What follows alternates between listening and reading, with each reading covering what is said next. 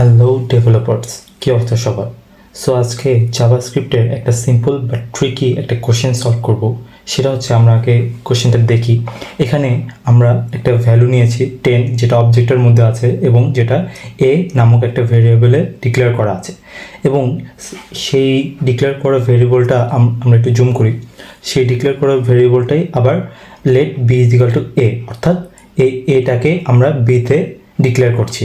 তার মানে আমরা এখানে যে অবজেক্টটাকে ডিক্লেয়ার করছি বিটাকে ওই সেম অবজেক্টটাকে একইভাবে ডিক্লেয়ার করছি। এবং এরপরে বলা আছে বি এর ভ্যালু 20, অর্থাৎ এই যে এ এর ভ্যালু ধরেছিলাম এই ভ্যালুটা এখানে 20 হয়ে গেল। সো আমাদের এখন কোশ্চেনটা হচ্ছে এখানে যদি আমরা কনসোল ডট লগ করি একে, অর্থাৎ এর ভ্যালুটা কি এবং বি এর ভ্যালু কি, এখানে আমরা সিম্পল বুঝতেই পারতেছি এর ভ্যালু কি। বাট আমরা যদি কোশ্চেন করি যে এর ভ্যালু কি আসতেছে, এখানে আমরা যদি কনসোলে দেখি এর ভ্যালু কিন্তু 20 আসতেছে, বাট এখানে আমাদের অবজেক্ট আছে 10। তাহলে এর ভ্যালু 20 কেন আসতেছে আমরা এটা বোঝার চেষ্টা করি।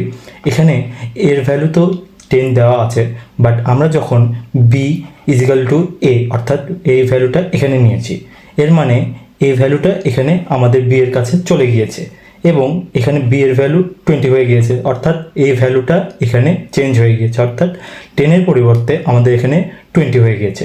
সো এখানে আমাদের এ ইজ ইকাল টু 20 দিয়েছে। আজকের মতো এইটুকুই, দেখা হবে অন্য কোনো কোশ্চেন নিয়ে। ততক্ষণ keep learning and keep explore.